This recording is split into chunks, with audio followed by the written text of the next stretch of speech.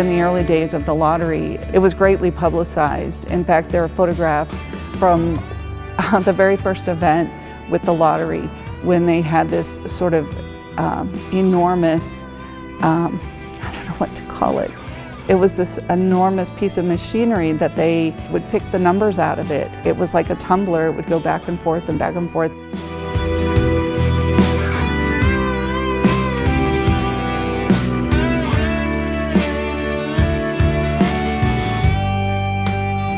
I thought the Omar Watts story was really moving.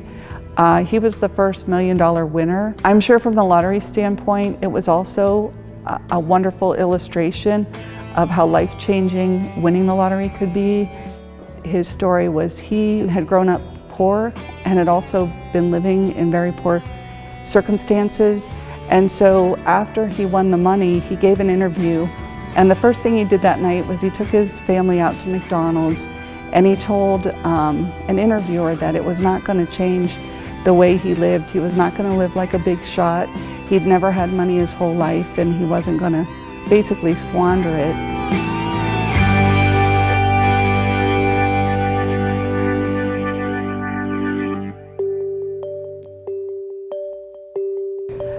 The ways you can play the Ohio Lottery are a lot more numerous than when it first started. It was a simple numbers game back then. Now, you name it, you can pretty much do it through the Ohio Lottery. In my opinion, do I think the lottery is a good thing? I think from my reporting that there are certainly positives that come from the lottery. There's the money generated by lottery sales directly benefits education. There are people who can be enriched through playing it and help with their circumstances. There are downsides that come with any form of gaming or gambling.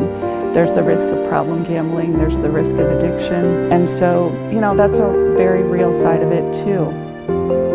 I think all of us are inspired and moved by stories where their fortunes change and they're able to change the trajectory of their lives because of it. I think that the Ohio Lottery exists on the idea of hope.